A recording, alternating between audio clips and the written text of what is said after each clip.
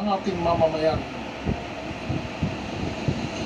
Ito lang po ang tanong ko sa bayan at ito rin po ang tanong ko sa prosecution.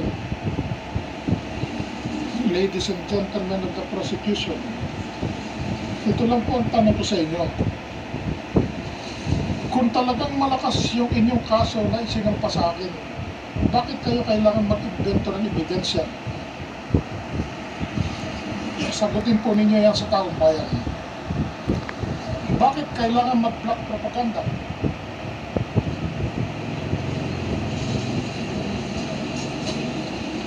Mag-invento, magsinungaling, maghukay ng walang hanggan.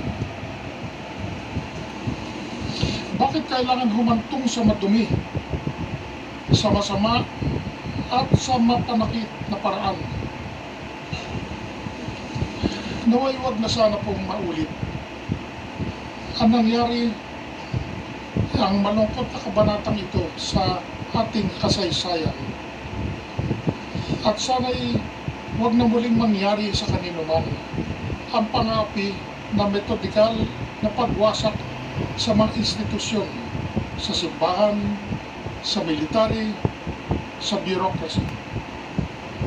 Sa aking pananaw po, 30 dahilan kung bakit ako ay sinampahan itong impeachment complaint na ito.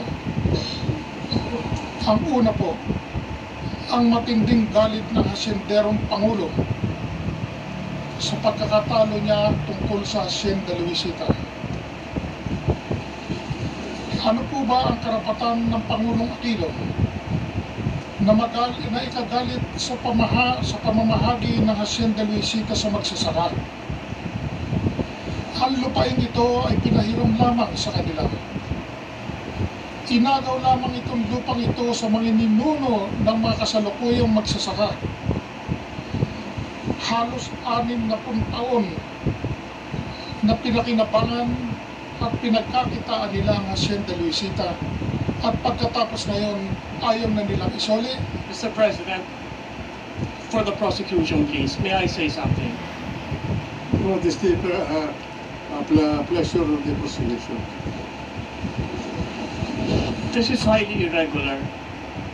The Chief Justice is taking advantage of this platform and is being allowed to speak without the benefit of direct examination.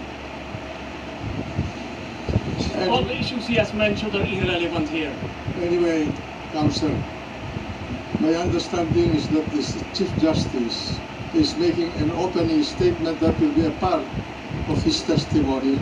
You can exercise of your right of cross-examination at the proper time. So let us allow the Chief Justice to finish. Just for the record, Mr. President, just for the record. There are parties here who are being accused, maligned. I said, let the Chief Justice proceed. Yes, Your Honor. Ginoong prosecutor, kausap ko po ang taong bayan. Kaya naman po ninyo kausapin ang taong bayan. Sige po. Halos 60 taon na pinakinabangan at pinagkakitaan ng Hacienda Luisita, na pagkatapos ngayon ay gusto pa silang bayaran ng bilyong-bilyong piso na kapalit. Pangalawang dahilan, ang kagustuhan ng Pangulong Aquino na kontrolin ang 3 sangay ng gobyerno at sirain pagkapantay-pantay ng executive, ng legislative at ng judiciary. Paggamit ng lakas at kapangyarihan para makuha lamang itong hadikain layunin ito. Pangatlong dahilan, ang unti-unting pagmamaniobra at pagsakop ng kaliwa sa pamamahala ng gobyerno at ang kanilang napitong takeover ng ating bansa. Tila kaya ay hawak na hawak ni Ronald Llamas at ang kanyang mga kosa sa leeg at Pangulong Aquino. Gusto po kong sabihin ngayon, nandito na po ako sa punto. Sino po ba si Renato Corona? Si Renato Corona po ay isang simpleng tao na nanggaling sa mahusay na pamilya, simpleng pamilya naman po. Kami po ay naturuan ng family values, disiplina, naging madasalin, tahimik na pamumuhay, pagmamahal sa bayan, Mr. Chief mahusay na Justice, pagkatao. Mr. Chief Justice, under the rules of evidence, good character is not admissible Preliminary. unless impugned. But Preliminary lang po. in the interest of liberality, we will allow you to finish your Thank you very much. Ako ay naturuan na magandang pagkatao ng aking magulang, nakapag-aral sa Ateneo, sa Harvard Law School at sa UST. Hindi naman po kami nanggaling ng aking may bahay sa maralitang pamilya. At hindi naman po ako maralita nung ako yung pumasok sa gobyerno. Ang ating pong asawa at ang ating pamilya, 3 anak at 6 na apo,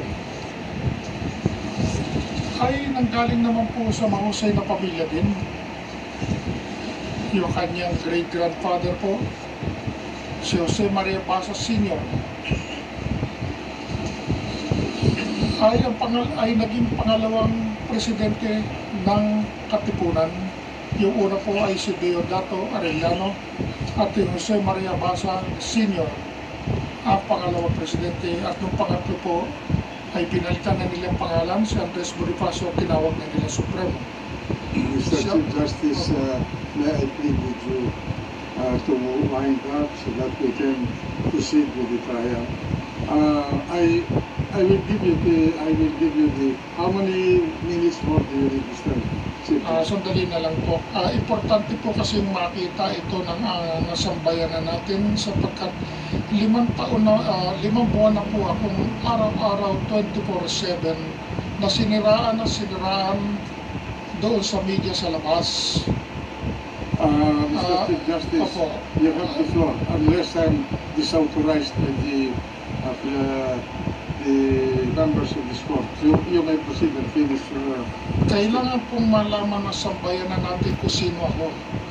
Kasi dahil doon sa media campaign na naganap ng prosecution doon sa labas itong impeachment court na ito, napakasama po ang tingin sa akin bilang tao, ng maraming tao. At siguro ito na lang po ang kahuli-huli ang pagkakataon na maikorek ko ang impression ng tao tungkol sa akin. Ano po ba ang lifestyle namin pamilya? Ang lifestyle po namin ay napakasimple po namin, napakatipid at hindi mapag-aksaya. Hindi po kami mahilig sa sosyalan, nakatutok sa pamilya. For 40 years po, kami ay nakatira sa parehong bahay na minana ko sa aking magulang.